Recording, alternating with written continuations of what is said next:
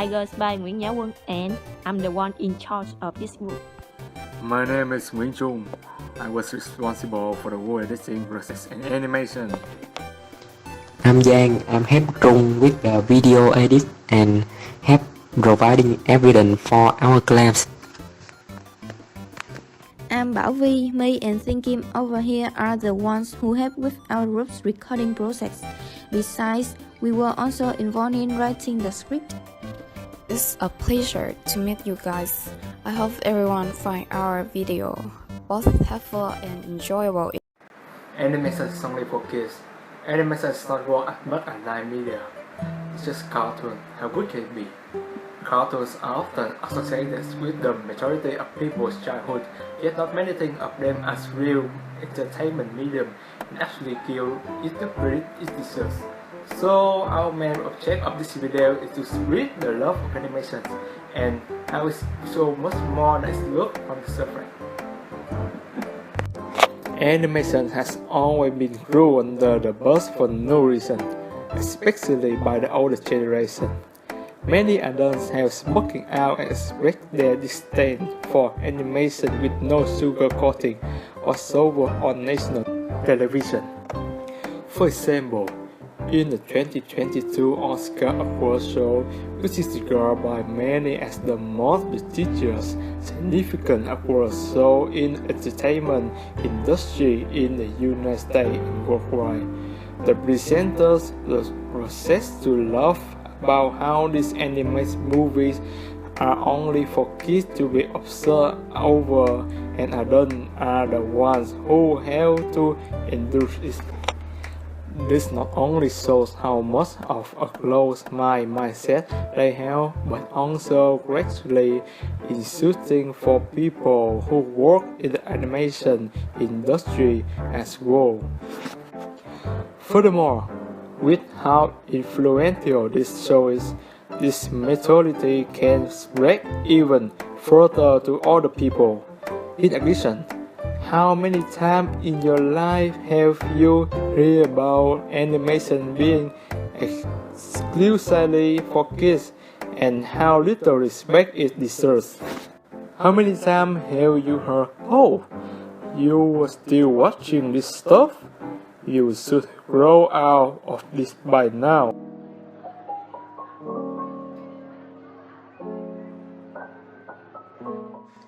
Well, to start, it's probably due to the fact that many people are put off by the vibrant visual and it usually tone. This is invariably flawed argument because color theory is a legitimate method in the entertainment industry overall. Các bạn distract from, do you think that the color palette is distracting? If not, why do you specifically have a problem with animation for doing the same thing? Think about it. What does it say about our society that just about something is bright or colorful, it immediately has to be for children? When we grow up, should we only watch gritty and dark film? A movie that tries too hard to appear mature but has not no substance in work than curtly animated one with real pleasure to take away from.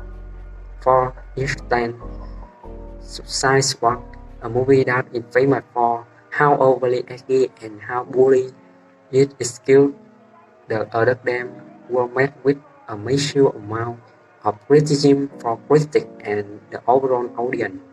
On the contrary, Pixel is universally right for how it tackles the importance of living. The movie tells us about why it's better to just enjoy all the smallest moments that life has to offer instead of constantly stressing your ambition and disregarding all the emotion on it. Not only is the movie still entertaining to watch, but it makes it portray is also incredibly meaningful. In addition, another main reason why it's regarded as not a real medium is that animation and children's entertainment have always stereotypically gone hand in hand. This is probably due to the popularity of Disney in recent years, which is a company that most children worldwide are fond of.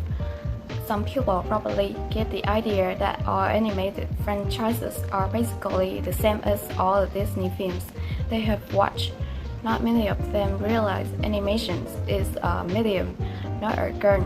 Each film brings something new and unique to the table. It's a spectacular art form for artists around the world to tell a different story.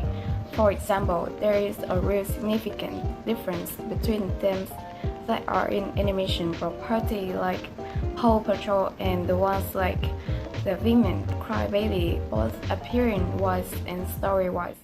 Now we are going to talk about how crucial of the role animation plays in the entertainment industry as a whole. As we mentioned before, not only can children enjoy animation, but adults can too. Animation can just have as many brilliant performances and can still depict all kinds of mature topics, such as grief, loss, expression. The first example that pops into our mind is the married life sequence in Passes Up, which is often considered as one of the saddest scenes in cinema history. Watching Carl and Ellie's relationship develop and eventually come to a tragic end is devastating, to say the least. Did the scenes fail to stir up any emotion in you simply because it was animated? Or did it instead leave you with a deep sense of sympathy for an old man who you met only about 11 minutes before the end of the segment? Most of the emotional weight comes from the viewers linking their personal experiences to what's happening on screen. And these viewers typically are the older generations. Of course, I'm not saying that most children don't feel sorry for Cole. It's just that the emotional strain put on the viewers is even greater for people that have similar sort of experience. Just look up online and you can see how both Japanese and Western media hold so much emotional value. Speaking of anime, the work of Studio Ghibli has always blown it out of the park with how consistently great they are. These films speak completely differently to children and adults, as you can pick on the hidden aspects and themes as you get older. One thing that animation can achieve, whereas live action can't, is the iconic one-of-a-kind storytelling technique, drawing on the frames and then flipping through them to create a motion picture. As there barely any creativity constraint like in the real world, you can pretty much go all out on the visual. However, many people forget that voice acting, script writing, sound designers, and other people all contribute to making a product just like conventional movies, and the process is just as, if not more, time-consuming. Working in the animation demands a high amount of effort, yet you can still see love pour into every single frame, and how on the excruciating hours pay off in the end.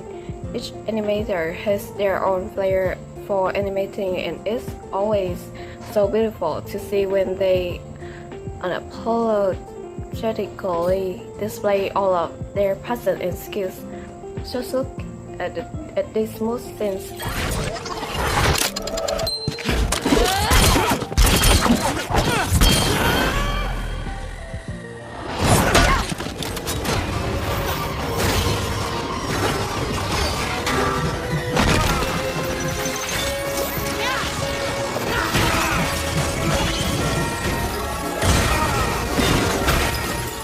Scenes from Rise of the TMNT, Arcane, and Shoujo. However, don't get the idea that good animation is about how flashy it is. It's also about the subtle expressions and actions of characters too. Overall, the possibilities are absolutely endless in how a story is told and how the character interact with the world around them in animation. Due to how negative the reputation of animation gets by ignorant critics, Some studios have pressured themselves into making their animated media look as conventionally realistic as possible, or just straight up be making them into live action ones. All of this just to appeal to a mature audience.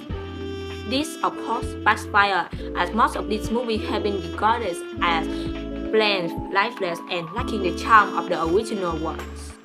Creative freedom is absolutely limitless in animation, so why should we stick to making everything look as much as real life as possible? Why shouldn't we step out of our comfort zone and try out something new? Nowadays, movies like Into the Spider-Verse, TMNT, Mutant Mayhem, and The Bad Guys are great examples of how dynamic and stylized an animation can be, slipping away from restraining itself and just simply having fun experimenting with different kinds of storytelling techniques. In conclusion, the importance of animation is often ignored and overlooked by the general public.